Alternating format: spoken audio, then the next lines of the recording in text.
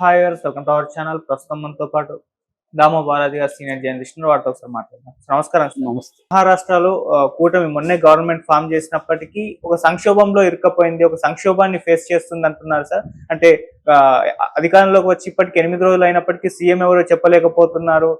వివాదాలు నడుస్తున్నాయి. షిండే కూడా ఊరెళ్ళిపోయాడు అసంతృప్తి వ్యక్తం చేసి అని అంటున్నారు. అసలు ఏం జరుగుతుంది మహారాష్ట్ర ఈ కూటమిలో? మరి ఎన్నికలు మరోసారి వచ్చే అవకాశం ఏమైనా కనిపిస్తున్నాయా? మహారాష్ట్రలో మళ్ళీ మహా సంక్షోభం అని నేషనల్ మీడియా అంతా కూడా రాస్తుంది. ఎందుకంటే 8వ రోజు ఈ రోజు ఇప్పటికి కూడా అక్కడ గవర్నమెంట్ ఫామ్ అయ్యే పరిస్థితి కనిపించలేదు.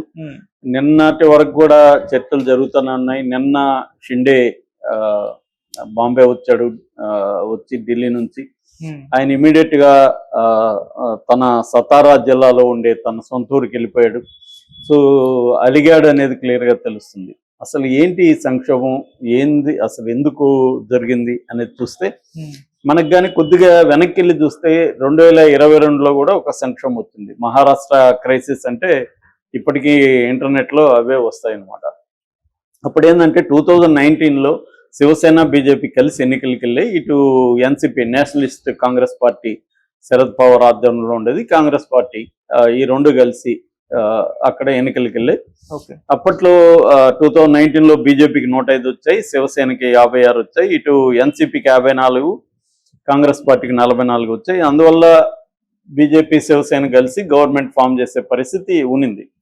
అయితే అప్పుడు ఏమైంది, ఉద్ధవ్ ఠాకరే తను సీఎం కావాలని కోరుకున్నాడు. ఇటు అక్కడ బీజేపీ కూడా దేవేంద్ర ఫడ్నవీస్ని సీఎం చేయాలని వాళ్ళు అనుకున్నారు.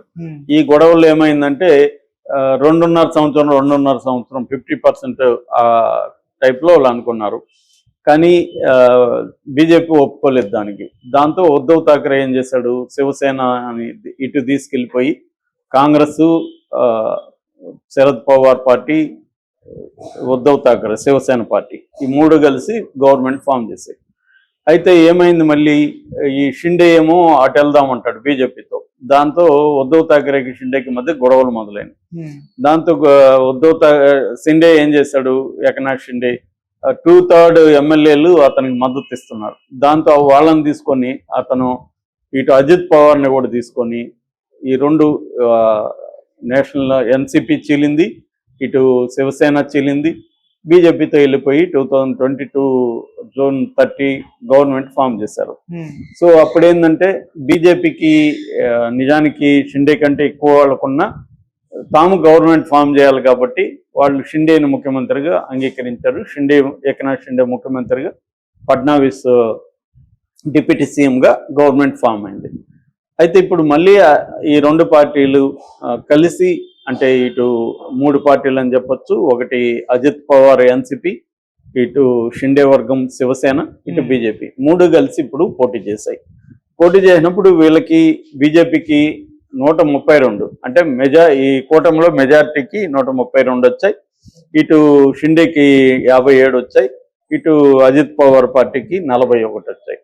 ఇటువైపు తీసుకుంటే వీళ్ళు బలహీన పడిపోయారు. ఎన్సిపికి 10 వచ్చాయి, కాంగ్రెస్ పార్టీకి 16 వచ్చాయి, ఉద్ధవ్ ఠాకరేకి 20 వచ్చాయి. మొత్తం కలిసి వాళ్ళకి 46 వస్తే ఇటు అదేమో మహా వికాస్ అఘోడి, ఏది అగాడి, ఈ కాంగ్రెస్ శరద్ పవార్ ఉద్ధవ్ ఠాకరేది, ఇటేమో మహాయుతి బీజేపీ కూటమి. సో ఈ మహాయుతికేమో 230 వచ్చాయి, వాళ్ళకేమో అగాడికేమో 46 వచ్చాయి. కాబట్టి వీళ్ళే గవర్నమెంట్ ఫామ్ చేయాలి. అయితే ఇప్పుడు అలయన్స్ లో భాగంగా అలయన్స్ లో ఎవరికి మెజార్టీ వచ్చిందో వాళ్ళకి ముఖ్యమంత్రి ఉండాలి. సో బీజేపీ ఏమంటుంది, దేవేంద్ర ఫడ్నవీస్ ముఖ్యమంత్రిగా ఉండండి, ఇటు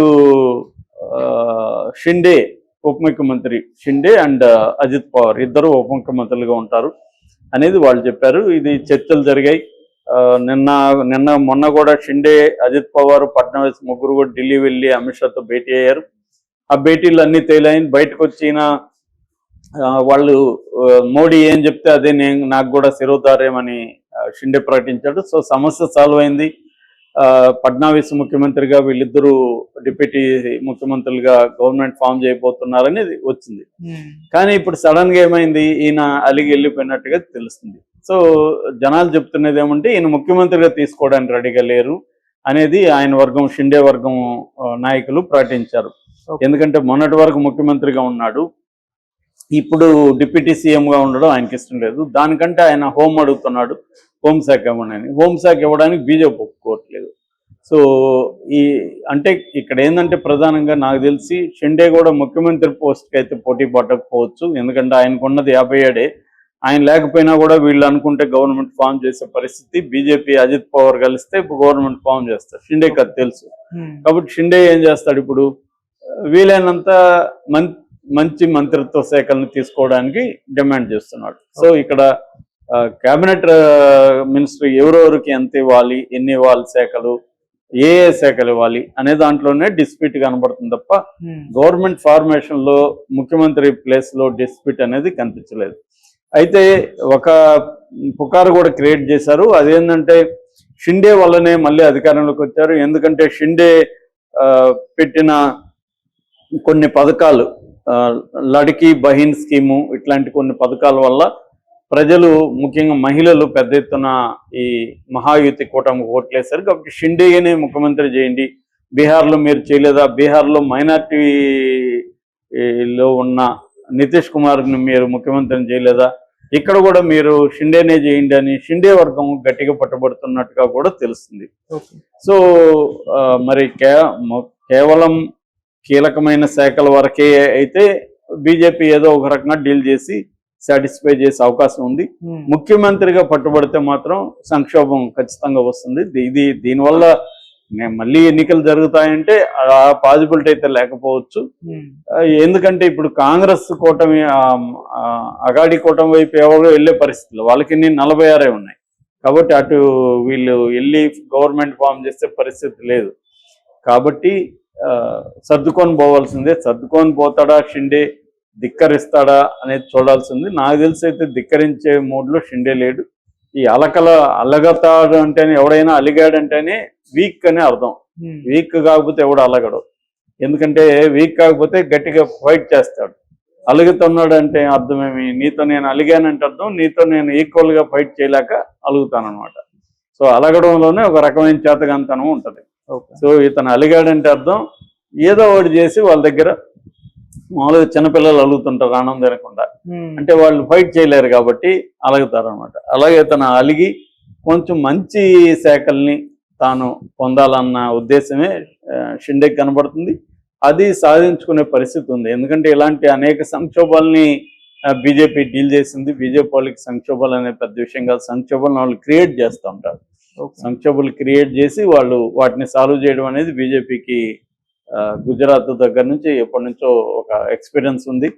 కాబట్టి ఇక్కడ కూడా వాళ్ళు సాల్వ్ చేయలేరని మనం అనుకోవాల్సిన అవసరం లేదు. ఇది ఇక్కడ కూడా ఇప్పుడు తెలంగాణలో కూడా ఈ డ్రామా నడిచింది కదా వారం రోజులు, అట్లాగే ఇది కూడా జరిగే అవకాశం ఉంది. ఇది ఇంటర్నల్గా కూటమిలో ఉన్న ఇబ్బంది, దాన్ని సాల్వ్ చేయడానికి వాళ్ళు కూడా ఒకేసారి అన్ని డిమాండ్లు ఒప్పుకోలేరు కదా. వాళ్ళు కూడా ఇదేంటంటే ఇద్దరు ఎవరి బలాలను వాళ్ళు ప్రదర్శించుకుంటూ ఎవరి దీన్ని వాళ్ళు ఒక మెట్టు వీళ్ళు దిగాలి, వాళ్ళు కాంప్రమైజ్ అవ్వాలి. అలాగే ఇద్దరు కొంత కాంప్రమైజ్ అయ్యి ఇతనికి సీఎం ఇస్తున్నాడు కాబట్టి వాళ్ళకి కొంత కీ శాఖలు ఇవ్వడం అనేది ఇంపార్టెంట్. ఇక్కడ మనకి ఇప్పుడు ఫర్ ఎగ్జాంపుల్ పవన్ కళ్యాణ్కి ఆ ఇబ్బంది లేదు. పవన్ కళ్యాణ్ ఏదో కీలకమైన శాఖలు ఏవో ఆయన అడగలేదు. ఇప్పుడు అంటున్నాడు కానీ నేను హోంమంతో అవుతానని.